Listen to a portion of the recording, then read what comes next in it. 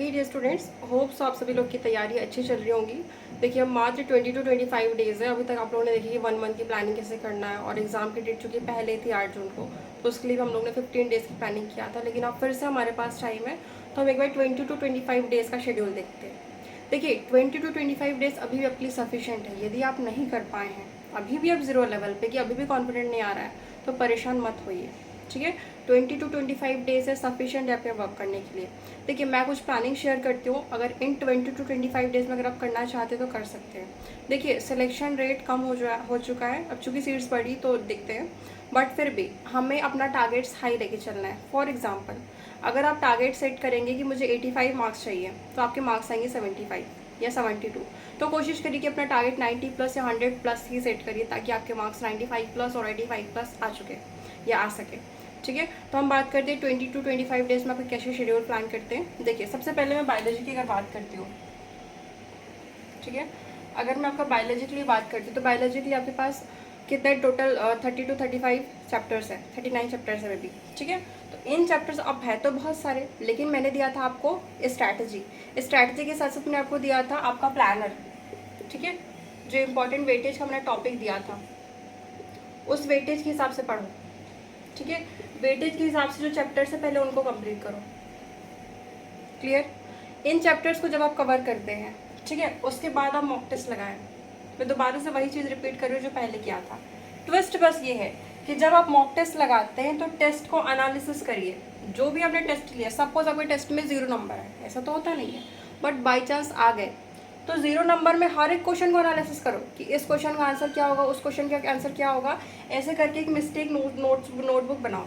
Test analysis करो और mistake notebook बनाओ। ये मिस्टेक नोटबुक आपको कब काम आएगी पता है आपको?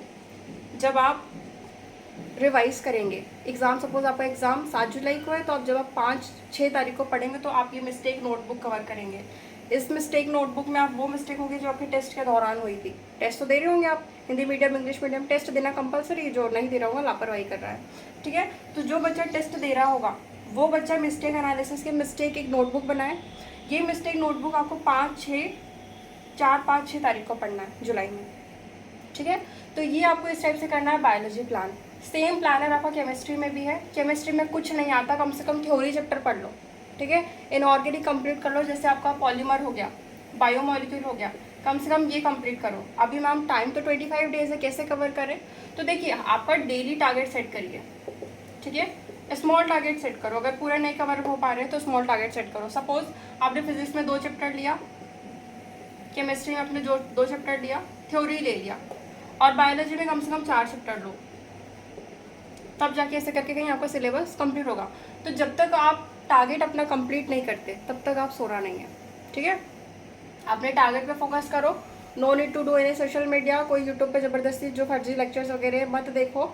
अगर लेक्चर सच में कॉन्सेप्ट क्लियर करना है तो ही देखो, अदरवाइज मैं रिकमेंड करूँगी कि सेल्फ स्टडी फॉलो करो। बहुत हो गई कोचिंग, बहुत हो गया सब कुछ, आप सेल्फ स्टडी करो। एट लास्ट देखो, एट लास्ट आपकी सेल्फ स्टडी ही मैटर करेगी कि आपने किस तरीके से पढ़ा। भाई टीचर तो आपको पढ़ा रहा है, बस आप सुन रहे हैं, लेकिन मेन आपका क्या होगा, जो आप सेल्फ स्टडी करेंगे खुद से सोच के कि नहीं इसका आंसर वो होगा, उसका आंसर वो होगा, ये ऐसे करना है वैसे करना है, वो आपका जाएगा सेल्फ स्टडी में। बात समझ में आ रही है? तो ये आपके डेली टारगेट्स के थ्रू आप पढ़िए। ठीक है, देखिए अभी भी कुछ नहीं बिगड़ा है। मॉर्निंग में नहीं उठ पा रहे हो 6 बजे, 5 बजे, 4 बजे नहीं उठ रहे हो, मत उठो, लेकिन कम से कम 7 बजे से अपना रूटीन कम से कम 9 बजे तक कंप्लीट करो। 7 से 9 कर सकते हो आप 2 घंटे, फिर ब्रेकफास्ट वगैरह करना है, फिर आप 10 बजे से लेके शेड्यूल चलो 12 बजे तक, ऐसे करके फिर आप 1 बजे से लेके सीधे 3 बजे तक, और 4 बजे से लेके फिर 6 बजे तक। इस टाइप से अपना प्लानर सेट करो, अगर सच में सिलेक्शन चाहिए तो।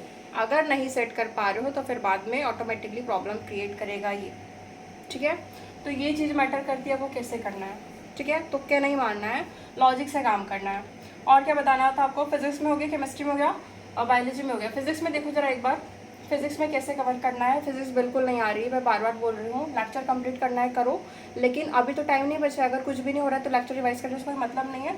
तो अभी आप क्या करो, फिजिक्स में कम से कम रिवाइज करो फॉर्मूले डेली। देखिए अब थोड़े से ही दिन बचे तो फॉर्मूले रिवाइज कर लो। एंग्जाइटी होती होगी बहुत कि इतना सब पढ़ने के बावजूद मार्क्स कम आ रहे हैं, ऐसा वैसा नहीं, लेकिन नहीं, आप फॉर्मूले रिवाइज करो फिजिक्स में। ठीक है, उस फॉर्मूले से कम क्वेश्चन अटैम्प्ट करने की कोशिश करो। ठीक है, टेस्ट एनालिसिस करना बहुत इंपॉर्टेंट है बेटा, जो भी आप टेस्ट दे रहे हो, ठीक है। इंग्लिश के लिए भी, और देखिए इंग्लिश जैसे पिछली बार बहुत टफ आई थी, एक्सपेक्ट करते हैं कि इस बार इतनी टफ नहीं आना चाहिए, ठीक है। इंग्लिश मॉडरेट आएगी, और पेपर भी हमें लगता है कि अगर इतने साल का एनालिसिस देखा तो पेपर अभी का मॉडरेट आएगा, ज़्यादा टफ नहीं आएगा, तो ऐसा लगता है कि मॉडरेट ही आएगा। फिर भी अगर टफ आता है तो हमें उसके लिए रेडी रहना है। ईजी आती है तो फिर कोई बात ही नहीं है, लेकिन मॉडरेट से अगर टफ से अगर मॉडरेट आता है, ठीक है, तो आप रेडी रहिए। और टफ भी आता है बहुत पेपर तो भी रेडी रहिए, ठीक है। टफ आता है पेपर तो आप लोग को घबराना नहीं है, ठीक है। पेपर धीरे धीरे अटैम्प्ट करना है, मार्किंग अच्छे से करना है, और अपने सिलेबस पर ध्यान देना है अभी फिलहाल, ठीक है। बायोलॉजी कवर करिए, फिजिक्स। हाँ, इंग्लिश में क्या करें, देखिए इंग्लिश में कम से कम आप टेंस देख लो। मैं पिछले बार भी बोला था, कुछ नहीं देख पा रहे हो तो टेंस देखो, और रोज़ सिनोनिम्स एंटोनिम्स कम से कम 5-5 तो देखो। 5-5 अगर आप सिनोनिम्स एंटोनिम्स देखते भी हैं तो आपका देखिए 6-7 तारीख तक काफ़ी कुछ कवर हो जाएगा।